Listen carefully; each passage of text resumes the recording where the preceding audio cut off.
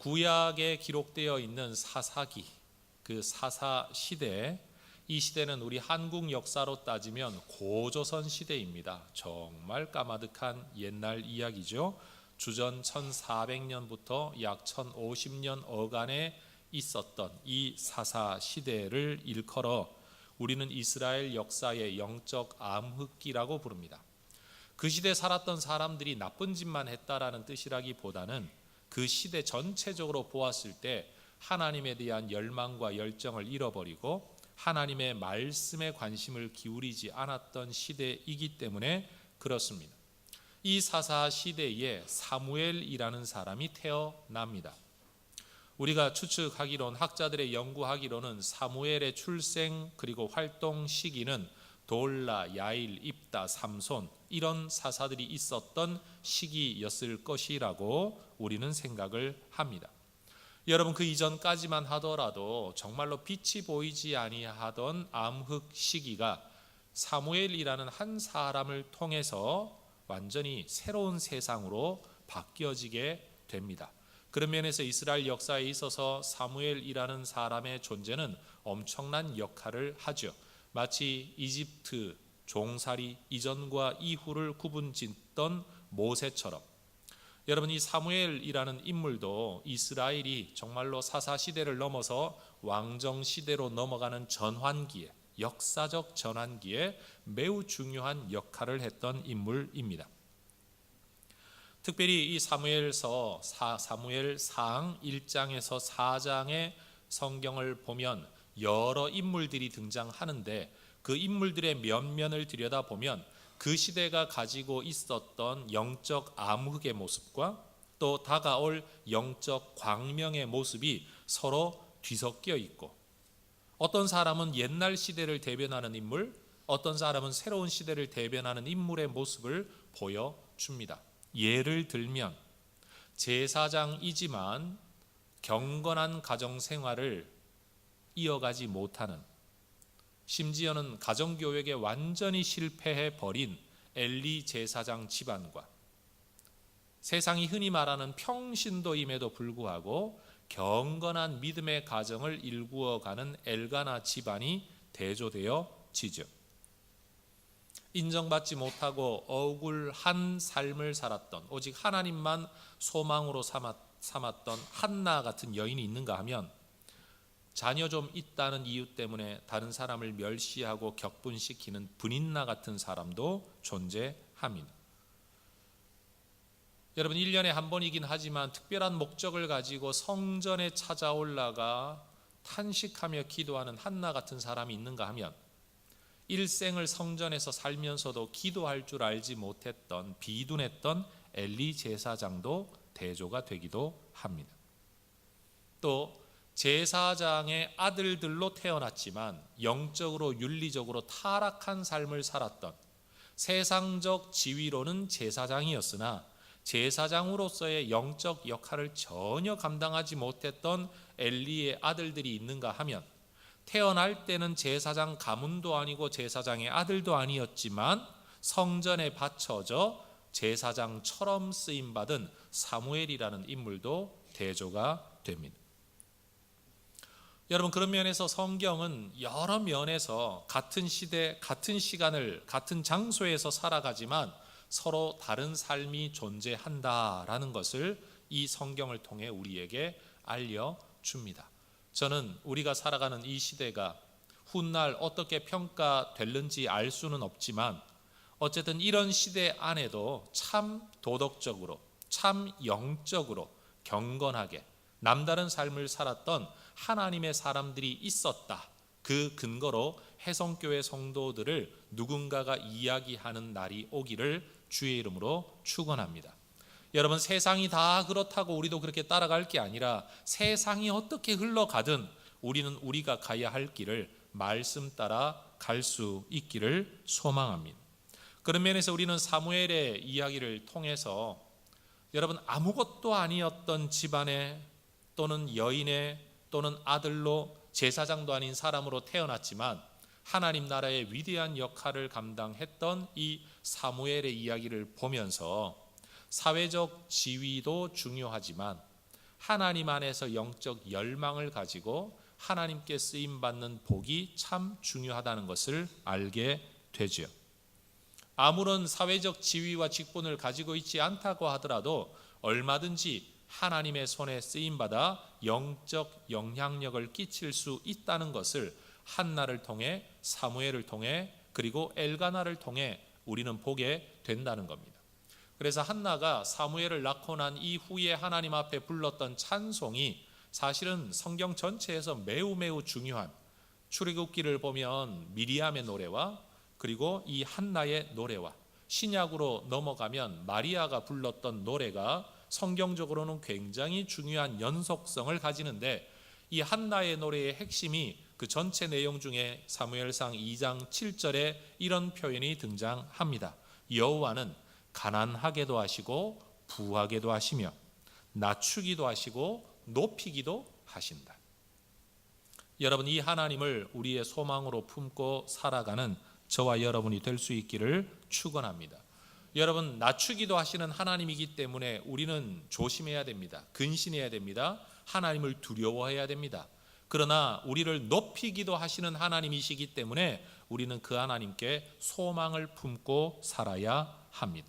바로 이러한 주제를 가지고 있는 사무엘의 이야기, 바로 그 인물 사무엘의 출생 배경을 오늘 말씀 가운데 여러분과 좀 나누어 보려고 합니다.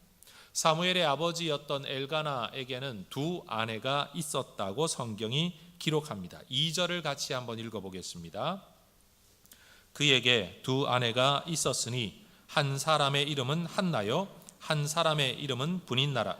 브닛나에게는 자식이 있고 한나에게는 자식이 없었더라. 한나의 이름이 먼저 나오는 것으로 보아 한나가 첫 부인이었던 것 같습니다. 그리고 성경을 보면 한나는 특별히 남편에게 많은 사랑을 받았습니다. 그런데 여러분, 첫 부인이자 사랑받는 아내에게는 자식이 없었고 덜 사랑받는 두 번째 아내에게는 자식이 있었습니다. 우리는 늘 한나 편에서 성경을 보니까 그렇지만 한번 생각해 보십시오.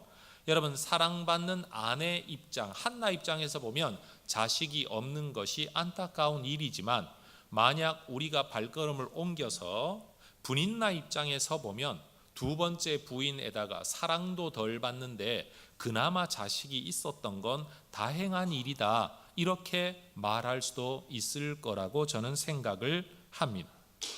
여러분, 어쨌든 엘가나는 신앙의 기본기를 잘 지키는 인물이었던 것 같습니다. 3절, 이 사람이 매년 자기 성읍에서 나와서 실로에 올라가서 만군의 여호와께 예배하며 제사를 드렸다. 출애굽 이후에 가나안 정착 이후에 사사시대를 거치면서 하나님의 성소가 실로에 있었는데 자기 집에서부터 거기까지 가서 정기적으로 예배를 드리는 사람. 그러니 여러분, 사사시대의 영적 암흑 가운데에서도 엘가나라는 인물은 하나님을 향한 최소한의 신앙적 기본을 지켰던 사람이라는 것을 알게 되죠. 그리고 거기서 제물을 드리며 예배와 제사를 드릴 때 엘가나는 특별히 마음 힘들어하고 있는 한나 아내를 위해 더 많은 사랑을 베풉니다. 4절 한번 보십시오. 엘가나가 제사를 드리는 날에는 제물의 분깃을 그의 아내 브닛나와 그의 모든 자녀에게 주고 5절, 한나에게는 갑절을 주니 이는 그를 사랑함이라. 자, 성경을 읽었으니 제가 질문 한번 해보겠습니다. 4절을 잘 보면서 대답해 보십시오. 여러분, 브닛나에게는 자식이 한 명이 있었을까요? 여러 명이 있었을까요? 브닛나와 그의 모든 자녀에게 여러분 뭔가를 주었다고 했으니 브닛나에게는 애가 하나만 있었던 게 아니고 여러 명의 자녀가 있었던 겁니다. 여러분, 두 번째 부인이 여러 명의 애를 낳는 동안 한 아이도 낳지 못하는 첫 부인 한나, 마음이 얼마나 힘들었을까요? 그러니 엘가나는 그 한나를 위해 특별히 더 많은 분량의 선물로 그를 위로합니다. 여러분, 결혼관계 안에서 자녀란 있을 수도 없을 수도 빨리 생길 수도 늦게 생길 수도 있는 일이지만 한나는 자녀가 없다는 사실 때문에 굉장히 괴로워했던 것 같습니다. 그런데 특별히 그가 괴로웠던 것은 자식이 없다는 사실 그 자체가 아니라 자식 없는 여인으로서 분인나와 함께 한 집안에서 살아가는 것, 그게 한나를 힘들게 만든 겁니다. 성경 6절은 말하죠. 그의 적수인 분인나가 그를 심히 격분하게 하여 괴롭게 하더라. 성경은 이 두 여인의 관계가 얼마나 불편했는지 대적, 적수라는 말, 원수라는 말로 두 관계를 설명합니다. 여러분, 한나가 살만했을까요? 아니면 죽지 못해 살았을까요? 여러분, 한나의 삶이 정말 괴로웠던 것 같아요.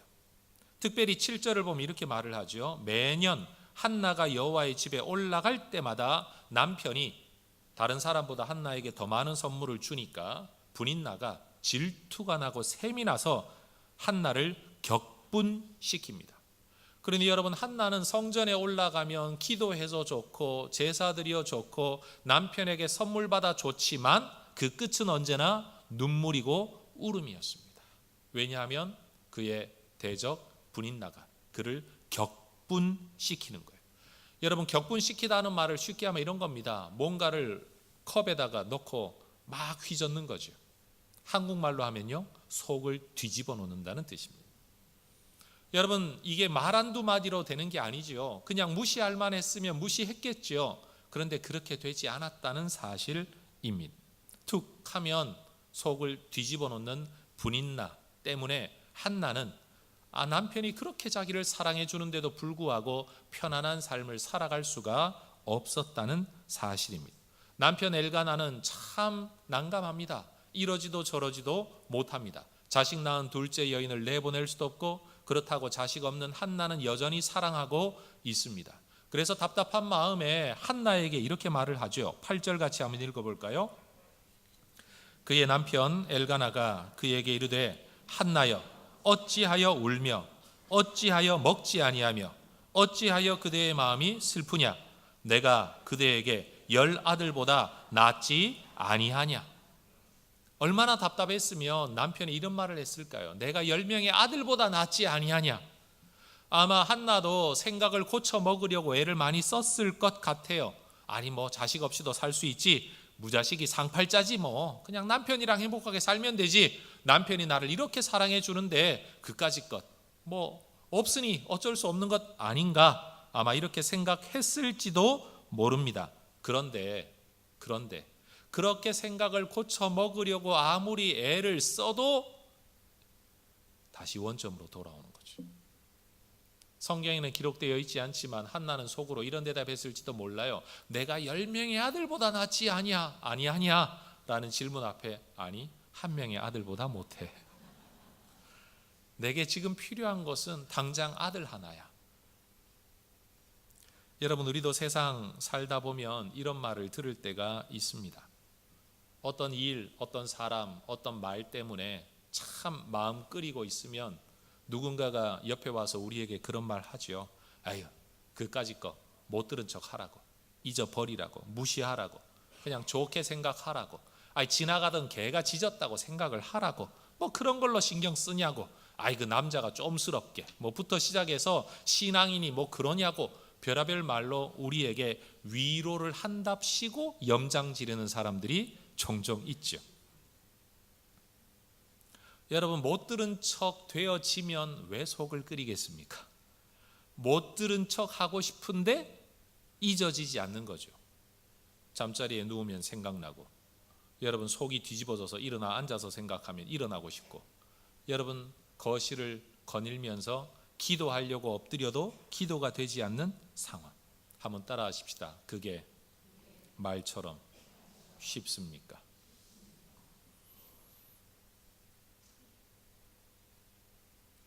여러분, 내가 볼 때는 당사자가 아니기 때문에 잊어버리라고 쉽게 말할 수 있습니다. 내가 10명의 아들보다 낫지 않냐 말할 수 있습니다. 그러나 당사자에게는 그게 결코 쉬운 일이 아닐 때가 있습니다. 솔직히 말하면 다른 사람에게는 어떤 일에 대해서 그렇게 말하는 우리 자신도 나도 어떤 말, 어떤 사람, 어떤 문제 때문에는 속 끓이고 있는 거 들여다보면, 그렇죠? 남의 말이라고 쉽게 하는 게 아니죠. 물론 압니다. 위로하려고 하는 말이고 그냥 그 사람 좀 힘이 되라고 하는 말인 줄은 압니다만, 그런 면에서 여러분 우리가 정말 해야 될 말은 잊어버려라 이 말이 아닌 것 같아요. 자, 제가 가르쳐 드릴 테니까 오늘부터는 이렇게 말하는 겁니다. 한번 따라 하십시다. 참 힘드시겠네요. 아유, 속상할 만 하십니다. 앞에 것도 하셔야죠. 아유, 속상할 만 하십니다. 자, 이제 옆에 분에게 한번 맞장구 한번 쳐보시죠. 아유, 참 힘드시겠어요. 아유, 참 속상하시겠어요. 여러분, 교회를 다니지 않는 사람들과 교회를 다녔다가 떠난 사람들이 교회에 대해 가지고 있는 가장 싫은 이미지 중에 하나가 교회는 뭐든지 가르치려고 한다. 예수쟁이들은. 그리고 뭐든지 지가 다 잘 아는 줄 안다. 그리고 다른 사람을 주로 판단하고 정죄한다는 거예요. 그게 그렇게 보기 싫더래요. 물론 저나 여러분이나 그런 모습 우리 안에 다 있는 걸 인정하죠. 그러니 여러분, 남에게 뭔가를 가르치려고 하기 전에 이래라 저래라 지시하기 전에 남의 일을 쉽게 보면서 이러면 되지 저러면 되지 함부로 말할 게 아니라 그 사람이 힘들어하고 있으면 힘들어하는 것을 인정해 주는. 물론 저도 이런 말 참 잘합니다. 예를 들면 저희 집은 애가 셋이니까요.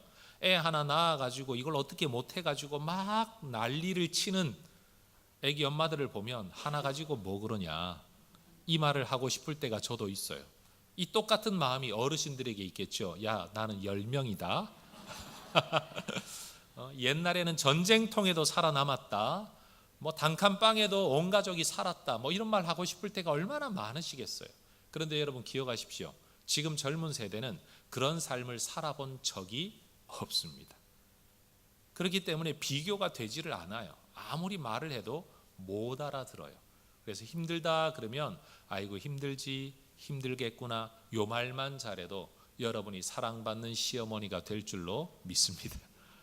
여러분 아랫사람들에게 뭔가를 좀 알아주고 동의해주고 맞장구 쳐주는 그런 어른들이 될 수 있기를 바랍니다. 그런데 여러분 여기서 꼭 하나 더 기억해야 될 사실이 있습니다. 다른 사람들은 잊어버리라고 내가 10명의 아들보다 낫지 않냐고 말을 한 잊어버려도 될 만한 어찌 보면 그냥 다른 사람이 보기에는 사소한 그 일 잊어버리지 않고 마음 쓰며 기도하고 아파했던 그 일 때문에 이스라엘 역사에는 사무엘이라는 인물이 태어나게 되었다는 겁니다. 어찌 보면 쫌스러워서 어찌 보면 속이 넓지 못해서 어찌 보면 정말로 대범하지 못해서 오히려 하나님의 역사가 일어나게 되었다는 겁니다. 여러분 이 이야기 들으면 위로되지 않습니까? 뭔가 대범해야 하나님께 쓰임받을 것 같고 대단한 믿음을 가져야 하나님의 역사를 이루어낼 것 같은데 오히려 남은 잊어버리라고 하는 일 잊어버리지 못하고 답답해했던 한 여인을 통해 하나님의 역사가 일어났다는 겁니다. 저도 여러분도 여러분 우리가 하나만 지키면 우리도 하나님께 쓰임받는 일꾼들이 될 수가 있습니다. 그게 뭘까요? 기도하는 거죠. 그런데 여러분 이 한나의 자식 없는 상황은 단순히 쉽게 말할 수 있는 상황이 아닙니다. 오늘 기록되어져 있는 성경 내용은 참 야속하게도 한나가 아이를 가지지 못하는 것은 하나님의 뜻이었다라고 2번이나 반복해서 딱 못 박듯이 이야기하고 있습니다. 5절 보십시오. 여호와께서 그에게 임신하지 못하게 하셨다. 6절도 여호와께서 그에게 임신하지 못하게 하셨다. 이 구절을 보면 우리는 이렇게 말할 수 있어요. 한나가 자식을 가지지 못하는 것은 하나님의 뜻이었다. 그러면 여러분 우리 교회 다니는 사람들이 주로 하는 말처럼 그게 하나님의 뜻이라면 그거 받아들여야 되는 것 아닙니까? 운명처럼 받아들여 겸손하게 그냥 그 안에서 살아가는 게 신앙의 모습 아니겠습니까? 그런데 한나는요 기도합니다. 너무나도 분명한 하나님의 뜻 앞에 있지만 그는 포기하지 않고 기도합니다. 성경 한번 눈으로 따라와 보시기를 바랍니다. 10절, 한나가 마음이 괴로워서 여호와께 기도하고 통곡합니다. 11절, 서원하여 기도합니다. 12절, 여호와 앞에 오래 기도합니다. 13절, 속으로 기도합니다. 15절, 여호와 앞에 심정을 통하며 기도합니다. 왜 이런 기도를 합니까? 16절, 나의 원통함과 격분됨이 많기 때문에. 다른 사람은 괜찮지 않냐고 하는 일이 내게 괜찮지 않기 때문에, 잊어버리라고 하는 일을 잊어버릴 수 없기 때문에 그는 하나님 앞에 기도합니다. 그런데 이 기도의 결과가 뭡니까? 19절이에요. 여호와께서 그를 생각하셨다. 한나의 기도는 하나님의 뜻도 바꿔 놓았습니다. 물론 우리는 하나님의 뜻을 알지 못합니다. 기도를 통해 자녀를 주는 것이 하나님의 뜻이었기 때문에 기도하도록 기다리셨다, 이렇게 해석할 수도 있습니다. 그러나 그것은 우리가 결과를 두고 하는 말이죠. 여러분, 이 세상에 어느 누가 하나님의 뜻을 알 수 있겠습니까? 어느 누가 하나님의 뜻을 단정적으로 말할 수 있겠습니까? 여러분, 세상 사는 사람들은요, 뭘 해도 자기 고집으로 삽니다. 내가 알기에, 그럼 그게 끝입니다. 그게 마지막 말이에요. 그런데 교회 다니는 사람들은 자기 고집을 주장할 때 꼭 무슨 표현을 쓰는가 하면 하나님의 뜻과 성경 구절을 갖다가 끼워 맞춰서 내 뜻이 곧 하나님의 뜻이라고 주장합니다. 그래서 여러분, 세상 사람들은 싸우면 인간관계만 나빠지지만 교회 다니는 사람들은 하나님의 뜻 운운하며 싸우기 시작하면 꼭 두 쪽이 납니다. 철천지 원수가 됩니다. 여러분, 내가 가지고 있는 것은 하나님의 뜻이고 내가 서 있는 자리는 하나님의 뜻의 자리고 내가 하나님의 뜻의 자리에 서 있으니까 반대편에 서 있는 사람은 누굽니까? 귀신 자리에 서 있는 사람이고 마귀 자리에 서 있는 사람이고 지옥의 자리에 서 있는 사람이 되고 마는 거죠. 저절로. 나는 기도에서 응답받았다라고 말하는 그 순간 상대방은 기도도 안 하는 사람이 되는 거고, 상대방이 기도 응답 받았다고 해도 그건 하나님이 주신 응답이 아니라고 해석을 해야만 내가 정당성을 인정받으니까, 그래서 여러분, 기독교인들과 종교를 가진 사람들이 싸우는 게 가장 무서운 겁니다. 지금도 이 인류 역사 가운데 남아있는 전쟁은 주로 보면 종교 전쟁이죠. 여러분, 그렇게 무서운 겁니다. 저는 우리 혜성의 가족들에게 이 말씀 드리고 싶습니다. 우리가 하나님을 믿고 하나님을 예배하고 하나님을 섬기는 사람이기는 하지만 우리가 함부로 하나님의 뜻을 말해서는 안 된다. 왜냐하면 어느 누구도 하나님이 아니기 때문에. 내가 생각하고 내가 이해하는 하나님의 뜻은 있을 수 있지만 내가 이해하는 하나님의 뜻이 곧 하나님의 뜻이라고 말할 수는 없기 때문에 우리는 조심해야 합니다. 그런 면에서 여러분, 한나, 여러분, 그가 아이를 가지지 못하는 것은 하나님 때문이다라고 성경은 말하고 있지만 그럼에도 불구하고 그가 기도할 때 하나님은 그의 소원을 들어주셨습니다. 여러분, 한나가 원했던 것이 정말로 아들 하나였을까요? 만약 그가 아들을 얻는 것만이 목적이었다면 그 아들을 하나님께 바쳐드리지도 못했을 겁니다. 그런데 그는요, 처음부터 기도하면서 하나님이 아들을 주시면 내가 그를 하나님의 전에 바쳐드리겠다라고 얻기도 전에 하나님 앞에 서원을 합니다. 약속을 합니다. 다시 말해, 아들을 데리고 사는 것이 그의 진정한 목적이 아니라 아들 얻는 것, 그리고 그 아들을 얻음으로써 나는 하나님께 버림받은 존재가 아니라는 그 사회가 가지고 있었던 어떤 잘못된 하나님의 뜻에 대한 인식, 그것이 나를 힘들게 만드는 그 괴로움에서 그는 벗어나기를 원했다는 사실입니다. 그 시대가 잘못한 생각을 가지고 있었다라고 말하기에는 그 시대를 살아가는 사람 입장에서는 그것은 굉장히 큰 어려움이고 고통이었습니다. 다시 말해, 한나는 아들을 기도 제목 삼아 하나님의 은혜의 징표를 구하고 있었던 거죠. 성도 여러분, 우리도 때로 이럴 때가 있습니다. 단순히 돈 문제만이 아닐 때가 있죠. 직장생활 하시는 분은 더 잘 이해하실 겁니다. 내가 월급을 얼마 받는다, 연봉을 얼마 받는다, 그냥 많이 받으면 좋지만 때를 따라 좀 덜 받을 수도 있죠. 그런데 나보다도 못한 사람이, 나보다도 늦게 들어온 사람이 나보다도 단돈 몇만 원만 더 받아도 갑자기 감정이 상하고 기분이 상합니다. 왜요? 그건 돈의 액수 문제가 아니라 나에 대한 인격적 문제로 간주되기 때문에 그렇습니다.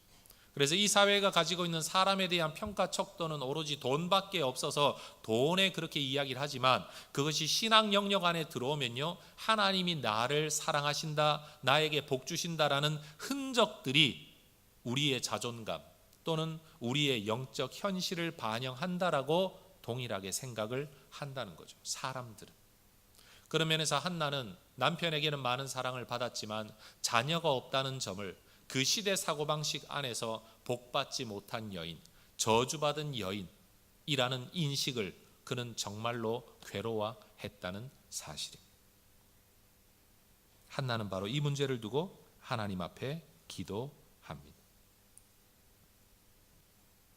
성도 여러분, 여러분이 처해 있는 삶의 자리에서 다른 사람이 잊어버리라고 말하더라도 마음에 남는 괴로움이 있다면, 또는 누군가가 말하기를 그게 하나님의 뜻이다 라고 단정 짓는데도 불구하고 뭔가 마음의 소원이 있다면, 여러분 하나님 앞에 나아가 기도하는 여러분 되시기를 주의 이름으로 축원합니다.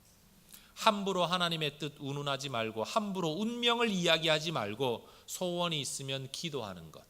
그래서 여러분, 예수 믿는 사람들이 있어야 할 자리는 자기가 마치 하나님인 것처럼 하나님의 뜻을 말하는 자리가 아니라 오히려 하나님 앞에 소원을 간구하는 자리, 기도의 자리야말로 인간이 인간이라는 것을 고백하는 최고의 신앙 고백이라고 저는 확신합니다. 자, 따라하십시다. 기도가 최고의 신앙 고백입니다.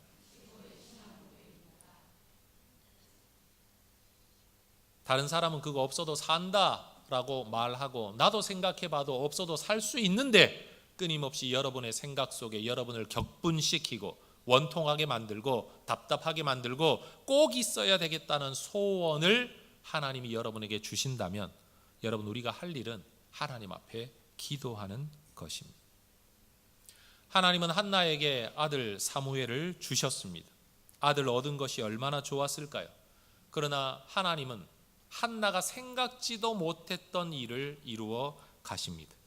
그를 하나님의 사람으로 부르시고 기름 부어 세우시고 그의 말이 하나도 땅에 떨어지지 아니하는 선지자의 사명도 주시고 이스라엘의 역사를 바꾸어 놓는 사사가 되게 하시고 개혁자 되게 하시고 제사장 역할을 하게 하십니다. 여러분 생각해 보십시오. 한나가 기도하기 시작한 것은 지극히 개인적인 문제였습니다.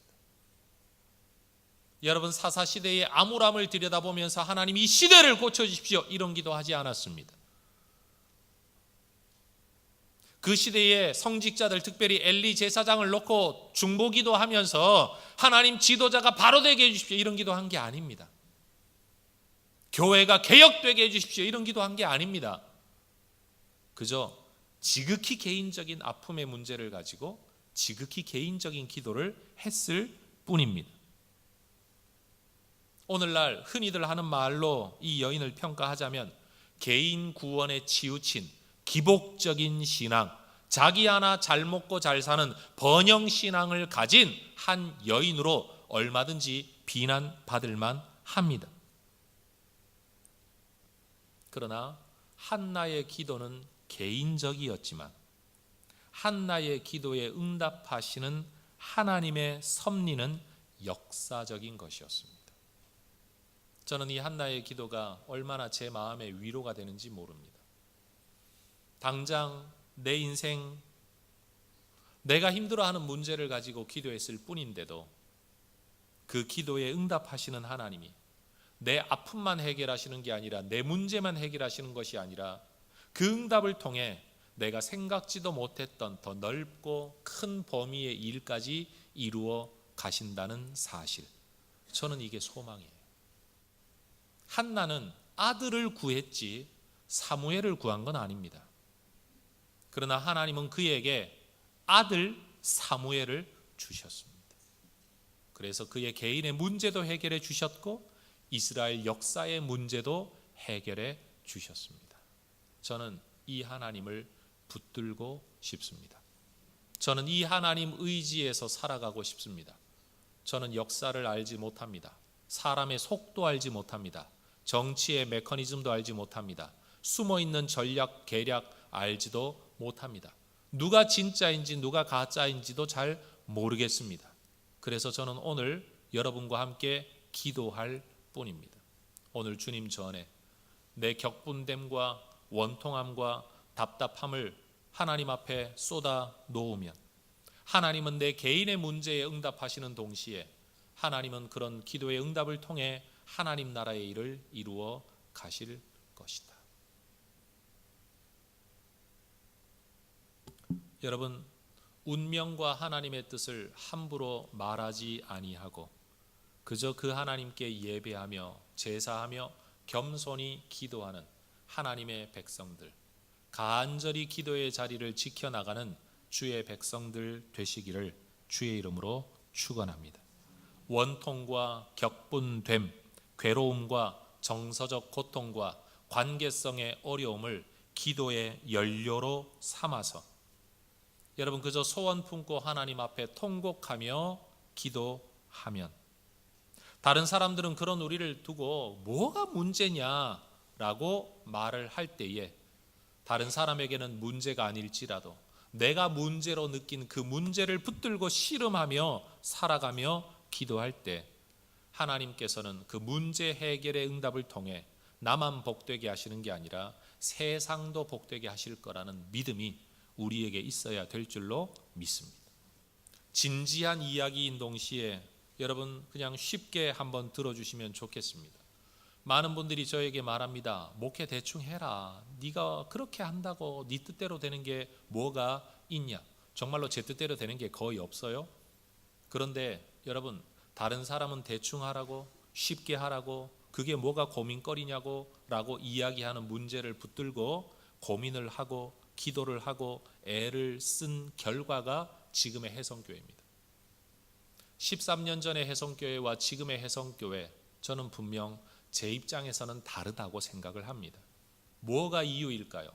다른 사람들은 대충 하라고 말할 때 대충 하기 싫었던 거고 그렇게 안 해도 된다고 말했는데 그것이 내게는 그렇게 하고 싶었고 여러분 우리 하나님께서는 결국 목사 한 사람이 여러분 고민하게 만들고 탄식하게 만들고 애쓰게 만들어 그 모든 사역의 결과를 성도들이 누리게 하시는 것이라고 저는 믿습니다. 그래서 여러분 한나가 탄식하지 않았다면 내가 열아들보다 낫지 아니하냐 남편이 그 말했다고 맞지? 그렇지? 여러분 만약 그러고 희희낙낙하며 한나가 살았다면 이스라엘 역사 어떻게 되었을까요? 저는 모릅니다. 그러나 분명한 건 남들은 문제가 아니라고 여기는 것을 문제로 껴안고 사는 참 궁색맞은 이상한 사람 한나를 통해 그가 기도하는 사람이 되었기 때문에 하나님께서는 이스라엘 역사의 전환점이 되는 사람으로 삼아 주셨다는 겁니다.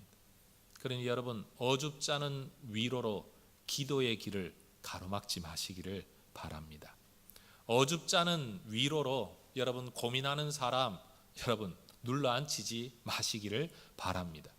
내가 볼 때는 이상한 그 사람의 그 모습이 그것을 붙들고 씨름하는 기도하는 그 사람의 그 모습이 언젠가 내가 누릴 복의 이유가 될 수도 있다는 사실. 자, 옆에 분에게 얄밉게 제가 분명히 괄로 열고 얄밉게 괄로 닫고 인사를 이렇게 하는 겁니다. 더 많이 고민하세요. 한 번 더 얄밉게 옆에 분에게 이야기하십시다. 더 많이 애통해 하십시오. 여러분 하나님께서 그런 저와 여러분 연약한 아무것도 아닌 거름더미에 앉아있는 우리의 삶을 기도를 통해 바꾸어 놓으실 줄로 믿습니다. 여러분 힘 없어도 권력 없어도 포지션과 지위가 없어도 가진 것 없어도 영향력 없어도 하나님 앞에 탄식하며 기도하면 하나님께서 그 기도의 응답을 통해 우리가 답답해했던 많은 문제들을 다 같이 해결해 주실 거라고 믿습니다. 기도의 자리 절대 놓지 말고 여러분 기도로 하나님 앞에 나아가십시다. 기도합니다. 하나님 감사합니다.